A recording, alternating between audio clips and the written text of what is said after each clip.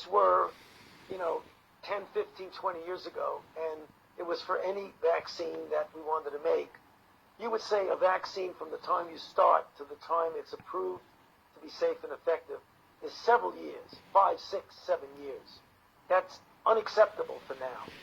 So what happened is that as soon as we got the sequence of the virus from the Chinese, we pulled it out of the public database and stuck the gene into a vaccine platform and worked on it literally within a day of when it came out.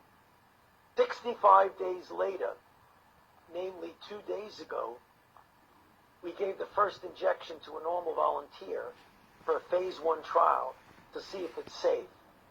That's the fastest that's ever been done. That's the good news.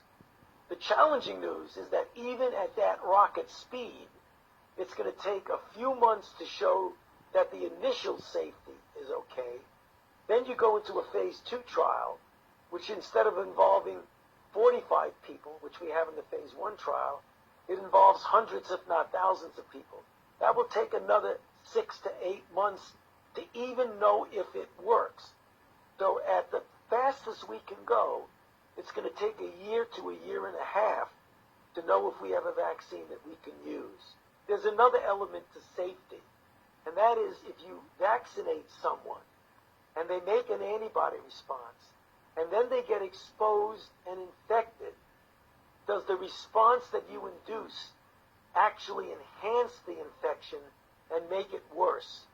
And the only way you'll know that is if you do an extended study, not in a normal volunteer who has no risk of infection, but in people who are out there in a risk situation.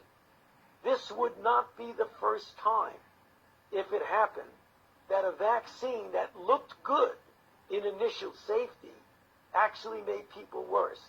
There was the history of the respiratory syncytial virus vaccine in children, which paradoxically made the children worse.